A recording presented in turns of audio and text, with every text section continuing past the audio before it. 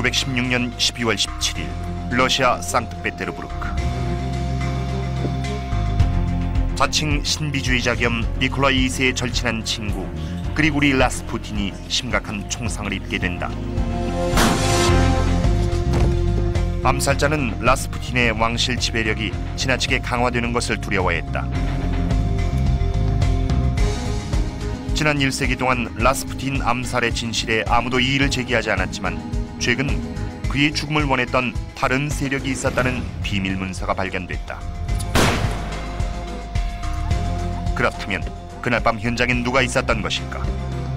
What we now know about the plot effectively changes the perspective that's been given to us for the last 100 years.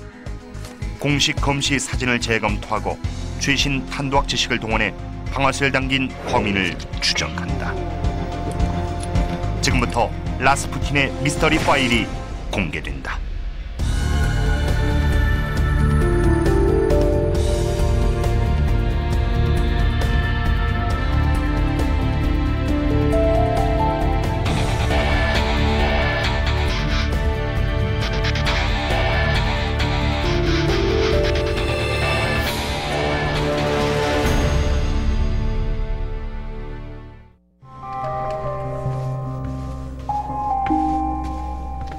(1905년) 제정 러시아의 황제는 니콜라이 2세였다.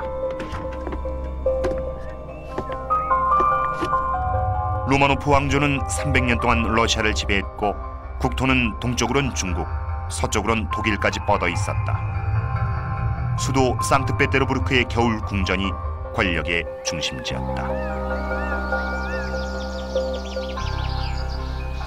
독일 출신의 황후 알렉산드라는 5 아이를 두었다.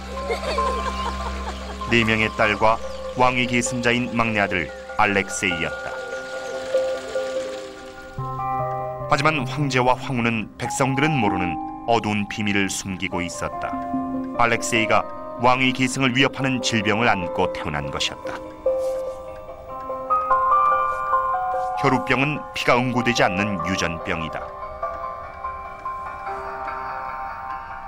100년 전엔 치료가 불가능해 잘못 넘어지기만 해도 목숨이 위태로웠다.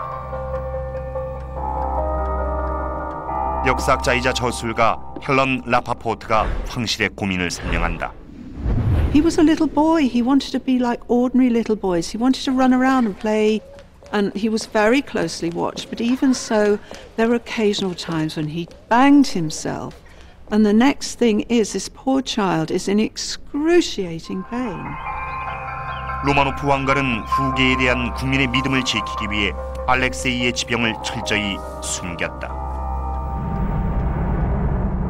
알렉산드라 황후는 정교회로 개종했고 깊은 신앙심을 키우며 기도했지만 아들의 병을 고칠 수는 없었다. The obsession with producing a son and heir was so consuming that it was in a way quite understandable that she should be equally obsessed in keeping him alive and would turn to a man like Rasputin. 1905년 11월 1일 남모르는 고통에 빠져있던 황실에 그리고리 라스푸틴이 등장한다. 시베리아에서 농민계급으로 태어난 신비의 치유사였다. 역사학자 샤를로트 지프바트는 러시아 황실 연구의 권위자다. Around the end of the 19th, beginning of the 20th century, there was a huge appetite in St. Petersburg for spiritual experience and spiritual stories. And it's this void that he steps into. 라스푸틴은 신앙으로 병을 치유하는 신통력을 내세워 러시아 상류 사회에 파란을 일으켰던 인물이었다. 브라이언 모나헤는 러시아 역사 전문가다. He arrives in St. Petersburg like some great medieval rocket from the past. He would go to these salons where they would all be drinking tea and it would all be very respectable seeming. And he would entertain them with stories of Siberia and stories of peasants because they'd never met a peasant before. 황제의 편지에 이런 대목이 나온다. 며칠 전 나는 토볼 지방의 농민을 접견했다. 그는 황후와 나에게 놀랍도록 강한 인상을 남겼다. Nicholas and Alexandra are very impressed with Rasputin. They like him when they first meet him. In time, he is invited into the Alexander Palace to meet the children. 이곳이 상트페테르부르크에서 남쪽으로 25km 떨어진 알렉산드르 궁이다. 라스푸틴은 이곳에서 처음으로 황실을 위한 영적 치료를 요청받았다. 라스푸틴이 황태자를 위해 기도하자 알렉세이가 안정을 찾았다. 황태자는 평온하게 잠들었고 다음날 아침 고통은 사라졌다. He clearly had some kind of incredible suggestive powers. It's never been explained and probably never will be. I mean, he had some kind of mesmeric power. 황후는 라스푸틴이 기적을 행할 수 있다고 믿었다. 라스푸틴과 황실의 친분이 깊어지면서 황제는 러시아의 악명 높은 비밀 경찰 오후라나에게 라스푸틴을 보호하라는 명령을 내렸다.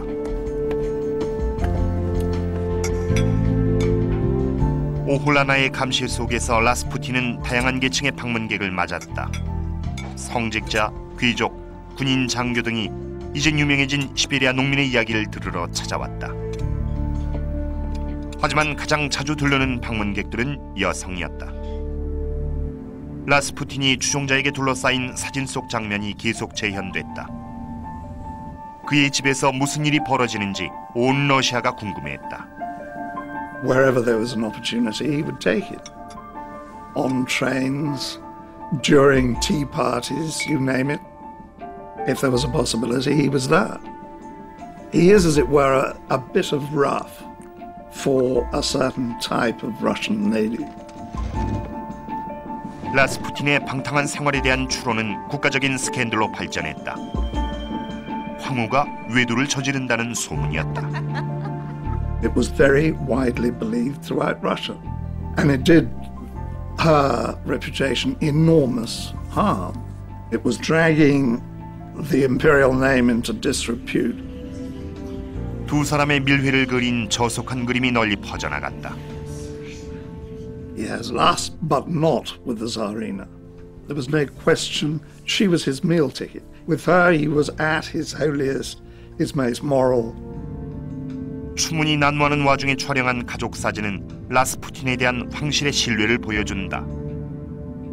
The fact was, this man could help their son. Nicholas actually said at one point, I'd rather have 10 Rasputins than one of Alexandra's screaming fits. 하지만 의심 많은 귀족들에게 라스푸틴은 최면술로 왕가를 사로잡은 인물이었다. 그의 황실 영향력을 놓고 의회에선 공개적으로 논쟁이 벌어지기도 했다. 1914년 유럽의 전쟁이 발발한다. 러시아는 프랑스, 영국과 연합해 막강한 군사력을 앞세운 독일의 야만적 침략에 맞섰다. Initial military successes were followed rapidly by absolute disasters, by a breakdown of morale. 1915년 10월 말 전쟁은 러시아에 큰 짐을 안겼다. 거의 150만 명에 달하는 사상자가 나온 것이다. 평화를 신봉한 라스푸틴은 알려진 바에 따르면 황제에게 군대를 퇴각시키고 독일과 평화협정을 맺으라고 설득했다. 라스푸틴의 황실 내 영향력이 영국 정보부의 관심을 끈 것은 바로 이 시기였다. 상트페테르부르크 중심가의 아스토리아 호텔을 거점으로 활동하던 영국 정보부는 동맹국 러시아의 안정도를 가늠하는 데 점차 총력을 쏟았다.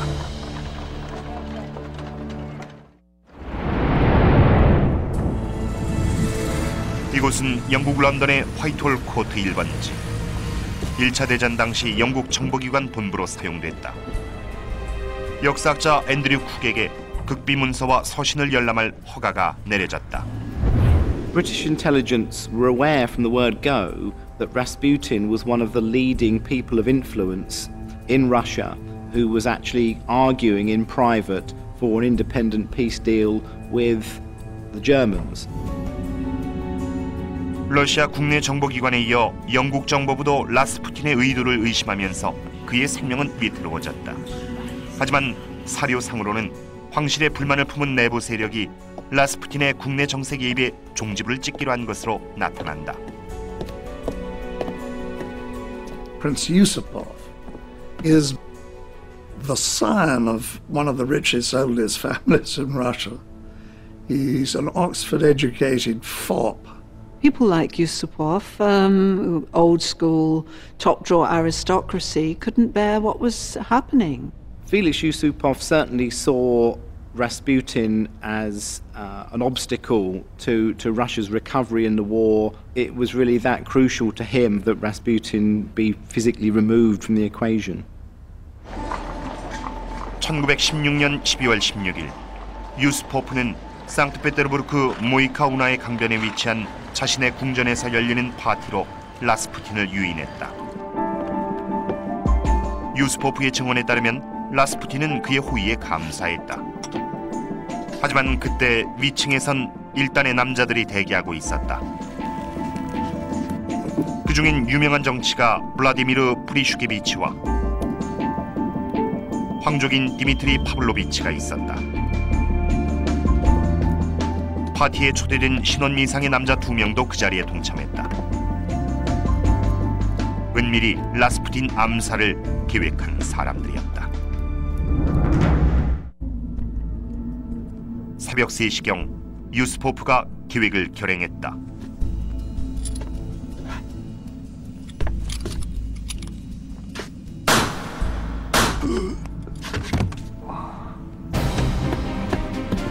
유스포프는 공모자들에게 돌아가 라스푸틴의 죽음을 알렸다.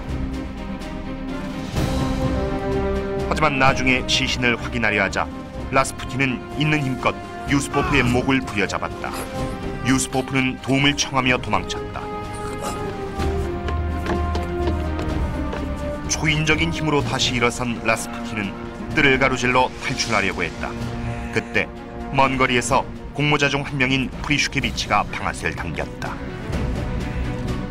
His shots hit Rasputin in the back, and his second shot, according to his own account, hits Rasputin in the back of the head. 마침내 귀족 암살단이 라스푸틴을 처치했다. 이들은 증거를 완전히 없애기 위해 근처의 차가운 강물 속으로 사체를 던졌다. 하지만 그의 사체는 얼마 떨어지지 않은 피트롭스키 다리 인근에서 발견됐다. 경찰 수사는 간단하게 끝났다. 황후는 유스포프를 자택에 연금했지만 그는 사건 개입을 전면 부인했다. 유스포프는 기소되지 않았고 라스푸틴의 사체는 매장을 거쳐 다른 곳으로 옮겨지던 중 아무런 흔적도 없이 공중으로 증발해버렸다. 유스포프와 공모자들의 범죄 증거가 사라진 것이다. 여기까지가 가담자 2인의 증언을 토대로 구성한 라스푸틴의 최후지만 유스포프가 기록을 남긴 것은 사고 발생 11년 후였다. Yusupov's account is essentially modelled on a Gothic horror story, in particular the story of the beast that will not die. 라스푸틴 살인사건의 잔혹성은 오랫동안 잊혀졌던 검시 보고서를 통해 다시 이목을 끌기 시작했다.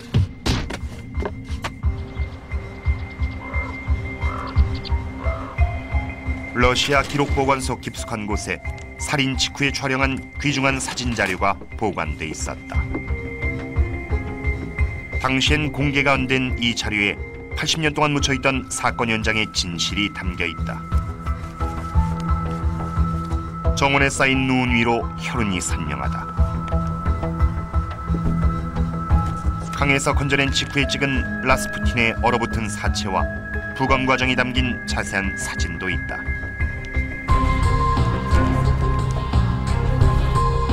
사체 곳곳에 타박상과 총상의 흔적이 있다. 가까운 거리에서 정면으로 쏜 듯한 총상이 뒤에서 쐈다는 피의자의 주장을 반박한다. According to Purishkevich and Yusupov, the head wound was to the back of the head and fired at a distance. 권위 있는 법의학자 데릭 파운더 교수가 기록 보관소를 방문해 1917년 부검 당시의 사진 자료를 분석했다. When I first saw the Rasputin photographs, I was really surprised that they existed. There's a shot to the center of Rasputin's forehead, and this is a typical coup de grace shot. In other words, the final shot to finish someone off. Purushkevich's account, and indeed Yusupov's, simply do not add up once you actually look at the autopsy evidence. 파운더 교수는 가까운 거리에서 벌어진 총격이란 주장을 입증하기 위해 증거를 재조사하기로 결정했다. 프리슈케비치는 세비지 권총을 사용했다고 주장했다.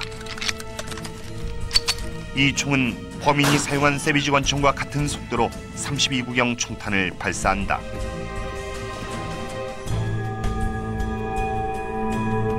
인체의 물리적 밀도와 유사하도록 젤라틴 덩어리를 동물의 가죽으로 감싼 물체를 표적으로 놓고 초고속 카메라로 총상을 입는 순간을 기록할 계획이다. We can tell the distance of shot by the presence of the soot and propellant. 근거리에서 총을 발사하면 원형의 관통상이 남는다. And if we look at the bullet hole, no soot and propellant residue, and just a small thin black bullet wipe at the very margin of the wound. 파운더 교수는 라스푸틴의 검시 사진을 보고 원거리 사격이 아니란 결론을 내렸다. It shows clearly that the fatal shot was actually fired from the front, was fired at point-blank range. Effectively, the assassin would have placed the gun directly between Rasputin's eyes and pulled the trigger. 하지만 사진의 내용은 실험과 결정적인 차이가 있었다. When we examine the forehead wound, we see that it's a larger wound than would be expected. It's about half an inch in diameter. 파운더 교수는 프리슈케비치가 소지했다는 32구경 권총에 의한 총상보다 사진 속의 상처가 더 크다는 사실을 발견했다. That then begs the question, if it wasn't a weapon fired by Yusupov and Purushkevich, what kind of weapon was it? What kind of weapon could it have been? It's comparable to one produced by a .455, a Webley revolver. The Webley revolver is a British Army design from about 1887. At the time of the First World War, when Rasputin was killed, it was issued to most officers. 영국산 웨블리는 순납으로 만든 보다 대구경의 무자켓 총탄을 쓴다. 세비지 권총의 경우는 전체를 구리로 감싼 소구경의 총알을 사용한다. 무자켓 총탄은 1907년에 사용이 금지됐다. 표적을 맞출 때 납이 변형되면서 표면을 관통하지 못하고 접촉한 순간에 에너지가 발산돼 근육과 뼈의 피해를 증가시키기 때문이다.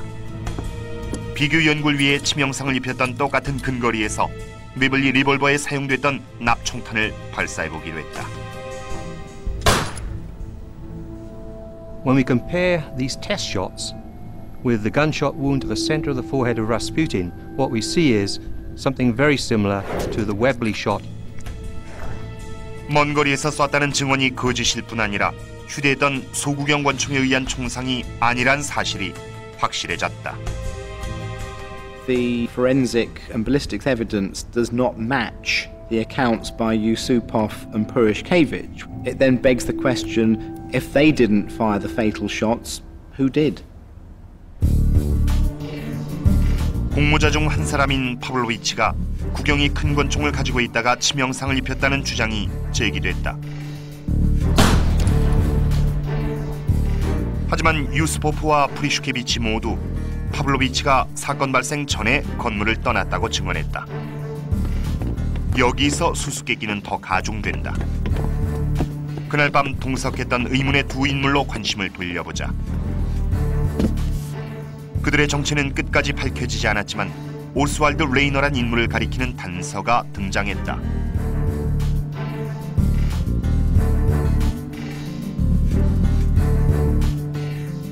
유스포프는 7년 전 옥스퍼드 유학 시절에 레이너를 만났다. Rayner, in later life, actually confessed to his family that he had been present at the murder. 레이너가 비밀 작전에 개입했다는 증거는 러시아 주재 영국 정보부 책임자와 레이너의 측근이 라스푸틴의 사체가 인양된 직후에 주고받은 서신에서도 포착됐다. 여기엔 일이 계획대로 진행되지 않았지만 목표는 완수했다라는 문구가 등장한다. 또한 라스푸틴의 암호명인 다크포스가 사망했다는 표현과 함께 비록 사건 개입을 의심하는 몇 가지 불편한 질문을 받았지만 모두 잘 전달됐다. 레이너가 마무리한다 라는 문구도 있다. 그러나 피의자 중 한 명은 의문의 두 남자가 러시아 군인이라고 증언했다. We know that certainly a number of people on the British intelligence mission were actually wearing and actually had issued to them Russian overcoats and Russian uniforms. 영국 요원들은 러시아 군복 차림으로 자주 활동했다. To me, evidence points very strongly to the fact that there were at least 2 British officers present that evening. 이 주장을 토대로 1916년 12월에 발생한 결정적 사건을 재구성해 보았다. 새벽 3시, 유스포프의 궁에서 라스푸틴이 총에 맞았다.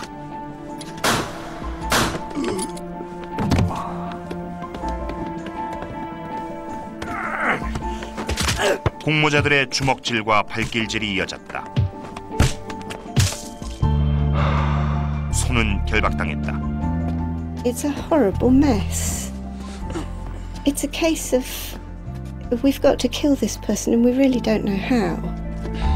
그들은 라스푸틴을 내려놓았고 역사학자 앤드류 쿡의 사건 추정이 맞다면 영국 정보 요원 오스왈드 레이너가 그를 내려다봤다.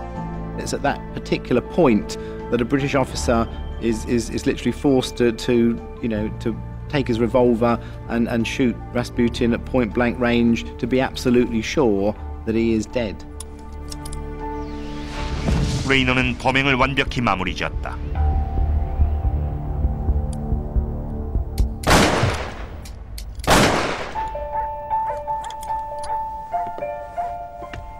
The plot was motivated purely, I believe, by the fact that he was centrally involved in the initiative to pull Russia out of the war. British intelligence felt that the best way of removing him would be to actually have Russians themselves being seen to be the people who assassinated him. 암살자들은 사체가 발견되리라고는 결코 생각하지 않았지만 거의 100년이 지난 지금 첨단 법의학 기법을 통해 살해 용의자를 추적하고 있다.